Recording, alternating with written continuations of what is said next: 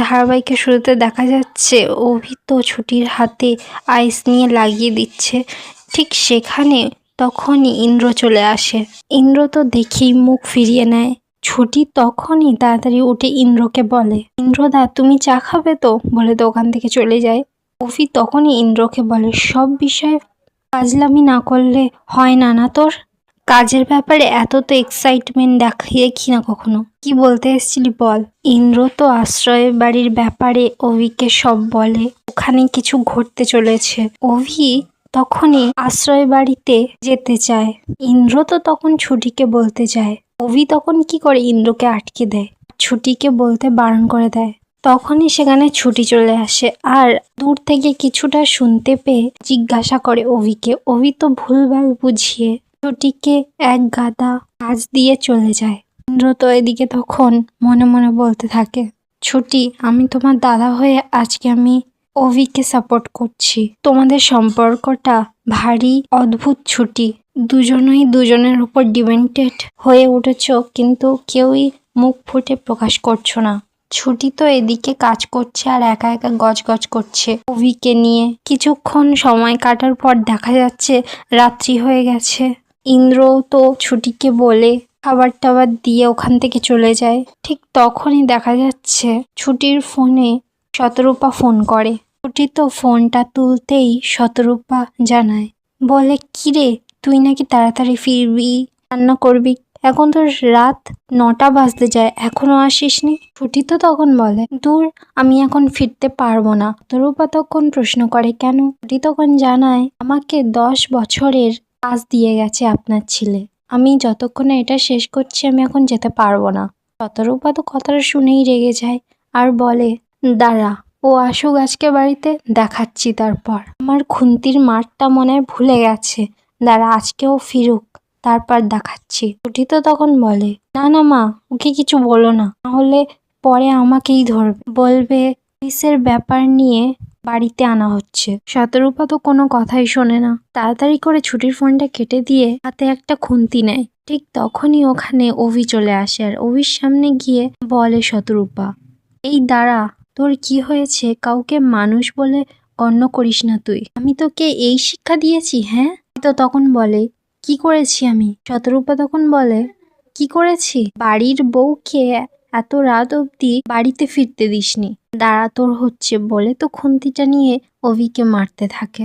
তখনই সেখানে ঠাম্মি ছিল, ঠাম্মি তো আটকাতে যায়। অভি তো তখন বলে, 1 মিনিট, ছুটি এখনো বাড়িতে ফেরেনি। শতরূপা তখন জানায়, বাবা তুই যেন জানিস না কে এক গাদা কাজ দিয়ে এসেছিস, আবার তুই জানতে চাইছিস 100 দিনের কাজ 1 ঘন্টায় করতে হবে? তুই কি ভেবেছিসটা কি?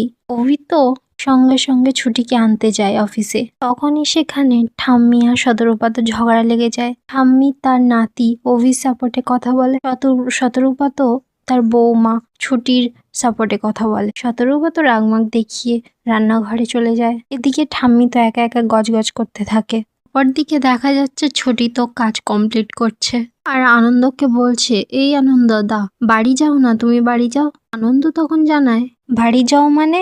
তোমাকে একা রেখে কোথাও যাব না আমি। ঠিক তখনই দেখা যায় বাইরে থেকে একটা আওয়াজ আসে। আনন্দ তখন তো হাসতে হাসতে ছুটিকে বলতে থাকে, বোন চোর মনে হচ্ছে। ছুটি তো তখন আনন্দর কাছে এসে বলে, কি বলছো তুমি? অফিসে তো চারিদিকে লাইট জ্বলছে, চোর থেকে আসবে? আনন্দ তখন তো জানায়, নোভিস, এক্সপিরিয়েন্স নেই আমার মতো, আরে ফার্স্ট টাইম ঢুকেছে। আরে একটা টার্গেট থাকে, চোরদেরও তো একটা টার্গেট আছে, এই টার্গেটটা তো পূরণ করতে হয়। কিন্তু ও জানে না কার পাল্লায় পড়েছে, যেখানে আছিস সেখানে দাঁড়িয়ে থাক। এই বলে তো আনন্দ একটা লাঠি নিয়ে আসে আর বলতে থাকে, চোর আজ বেরিয়ে আয় তুই, দম থাকলে, আজ তোর একদিন কি আমার একদিন। বলতে বলতে তো এগোয়। এবার আনন্দ যখনই মারতে যাবে দেখে অভি সামনে দাঁড়িয়ে আছে, দেখেই তো থমকে যায় আর নাটক করতে থাকে, চারিদিকে ছড়াতে থাকে আর ছুটিকে বলতে থাকে, বোন চারিদিকে এত মশা হয়েছে না।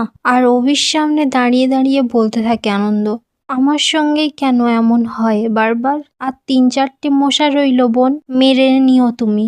আসছি স্যার। নমস্কার স্যার, জয় হিন্দ বলে তো আনন্দ ওখান থেকে কেটে পড়ে। ছুটি যখনই অভিকে কিছু বলতে যাবে, অভি তো তখন বলে, আপনার কি বুদ্ধিগুলো খাত থেকে লাফ দিয়েছে? ছুটি তো তখন অবাক হয়ে বলে, কেন?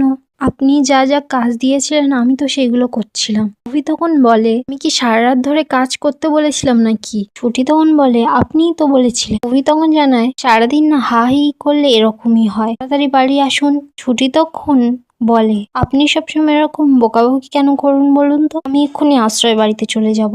অভি তখন মনে মনে বলতে থাকে, না না, ছুটিকে এখনই আশ্রয় বাড়িতে যেতে দিলে হবে না। তারপর ছুটিকে বলতে থাকে, এই কন্ট্রাক্টের ভয় দেখায় আর ছুটিকে বলতে থাকে, এরপর বাড়াবাড়ি করলে আরো কমে যাবে, বুঝতে পেরেছেন? ছুটি তখন জানায়, আমি কি পাকাপাকি ভাবে বলতে চেয়েছি না, আমার আশ্রয় বাড়ির জন্য মন খারাপ হচ্ছিল তাই বললাম। অভি তো তখন ধমকিয়ে বলে, যাবে না, মন খারাপ করুক, মন ভেঙে যাক, তাও যাবে না। অভি তো তখন রাগ দেখিয়ে বলে। ছুটি তখন বলে, কি হয়েছে আপনার, তো রাগারাগি কেন করছেন? অভি তো তখন বলে, আমি ঠিক করব আশ্রয় বাড়িতে কে কখন ঢুকবে। ছুটির তো তখন এসব কথা শুনে মনে সন্দেহ জাগে। তারপর ছুটি আর অভি মিলে দুজনে বাড়িতে চলে যায়। কিছুক্ষণ পর দেখা যায় ছুটি আর অভি তো বাড়িতে চলে এসেছে আর খেতে বসেছে।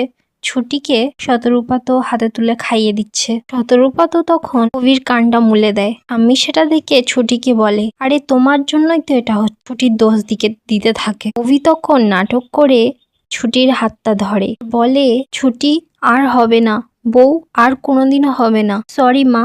শতরূপা তখন বলে, সরিটা তোর বউকে বল। তখন বলে, আরে বলবো তো, রাত্রেবেলা একান্তে বলবো। ঠাম্মি তো কথাটা শুনেই কাঁদতে থাকে। ঠাম্মি তখনই ওখান থেকে রাগমাগ দেখিয়ে যখনই যেতে যাবে, ঠাম্মির তখন মনে পড়ে আর বলে সবাইকে, আর শোনো, কালকের শ্রাবণ মাস, বাড়ির সব মেয়েরা উপোস করে শিবের মাথায় জল ঢালবে।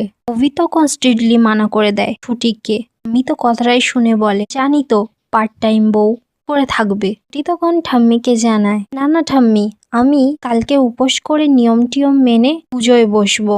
আমি তখন ছুটিকে জানা আছে, দেখি কি করে করো বলে তো ঠাম্মি ওখান থেকে চলে যায়। ছুটি আর অভি তো দুজনের রাগের দৃষ্টিতে দুজনের দিকে তাকাতে থাকে, তো রাগমাগ দেখি ওখান থেকে চলে যায়। কিছুক্ষণ পর রাত্রে শোয়ার সময় অভি তো ঘরে আসে, ছুটিকে দেখতে পায় শুয়ে আছে ছুটি। ছুটির পিছনে এসে তো অভি গজগজ করতেই থাকে। কিছুক্ষণ বলার পর তারপর দেখে ছুটি তো ঘুমিয়ে পড়েছে। অভি মনে মনে বলতে থাকে, আসলে ছুটি, এক্ষুনি আমি আশ্রয় বাড়ির বিষয়ে আপনাকে বলতে পারছি না, কারণ একটা কারণ আছে। আমি জানি আপনি খুবই সেনসিটিভ মানুষ, ইমোশনাল হয়ে জন্ময় আঙ্কেলের বাড়িতে চলে গেছিলেন।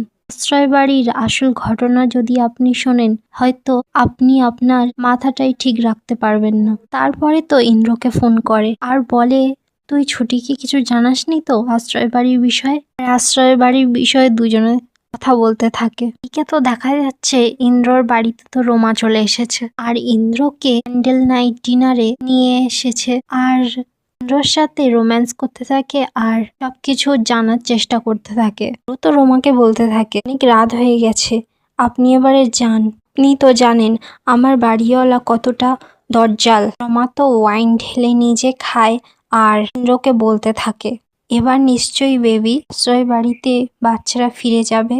ইন্দ্র তখন বলে, হ্যাঁ ভালো তো, বাচ্চারা নিজেদের বাড়িতে ফিরে যাবে।